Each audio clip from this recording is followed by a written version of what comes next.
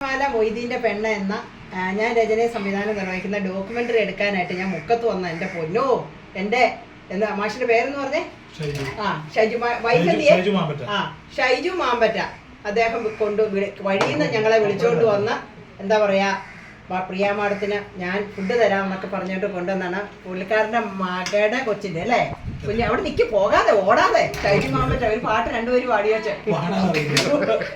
വൈഫന്തിയെ ഒന്ന് വന്ന് വരാൻ പറ പപ്പടം പിന്നെ പൊട്ടിക്കാൻ പായോ. അപ്പൊ എന്താ മുക്കത്ത് ഇതുപോലെ ഒരു സ്നേഹമുള്ള ഇങ്ങനെ ഒരാള് ഷൈജു മാമ്പറ്റ അല്ലേ ഷൈജു മാമ്പറ്റ.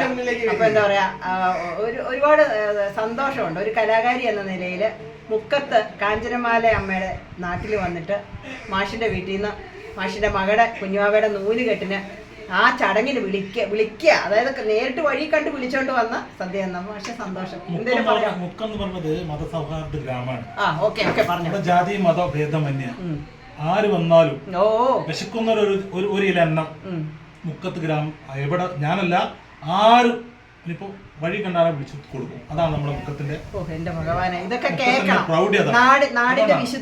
മുക്കം എന്ന് പറഞ്ഞാൽ അതാണ്. ഇരുവഞ്ഞിപ്പുഴ കാഞ്ചനമാല മൊയ്തീന്റെ കാഞ്ചനമാല എല്ലാം കൂടി ഒത്തുചേർന്നുള്ള ഒരു നാടാണ്. ബാക്കിയുള്ളത് നമ്മുടെ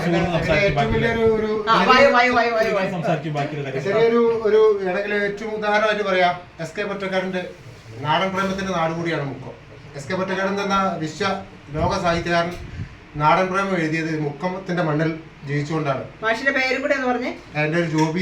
ഈ ജോബിനെ ഞാൻ എന്താന്ന് വെച്ച് കഴിഞ്ഞാൽ ജോബിയെ എന്നെ അറിയും എന്ന് ഈ നാട്ടുകാരൊക്കെ പറഞ്ഞപ്പോ എഴുത്തുകാരി എന്ന നിലയിൽ കുറെ കാര്യങ്ങളൊക്കെ എന്നോട് പറഞ്ഞപ്പോ ഇദ്ദേഹം പറഞ്ഞു ഞാൻ അങ്ങനെ അറിയേല, കാരണം ഞാൻ സോഷ്യൽ മീഡിയ അധികം കൈകാര്യം ചെയ്യായിരുന്നു. ഞാൻ ഞെട്ടിപ്പോയി. ഇപ്പോഴത്തെ കാലത്ത് ഇങ്ങനെ ഇത്രയും നല്ല ചെറുപ്പക്കാരുണ്ടോന്ന് ഞാൻ ഓർത്തു കേട്ടോ. സോഷ്യൽ മീഡിയ കൈകാര്യം ചെയ്യുന്നത് ഒരു നല്ല ചെറുപ്പക്കാരുടെ ലക്ഷണമല്ല എന്നുള്ള വിശ്വാസമൊന്നും എനിക്കില്ല. നമ്മൾ എങ്ങനെ ഉപയോഗിക്കുന്നു എന്നുള്ളത് മാത്രമാണ്. നമ്മൾ എന്താണ് ഏത് രീതിയിൽ അത് ഉപയോഗിക്കുന്നത് എന്റെ വിശ്വാസമാണ് ഞാൻ പറഞ്ഞത്.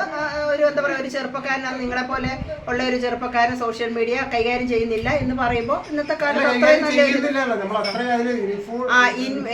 അത് ഇത് ചെയ്യുന്നില്ലെന്ന് ഇവോൾവ് ചെയ്യുന്നില്ല.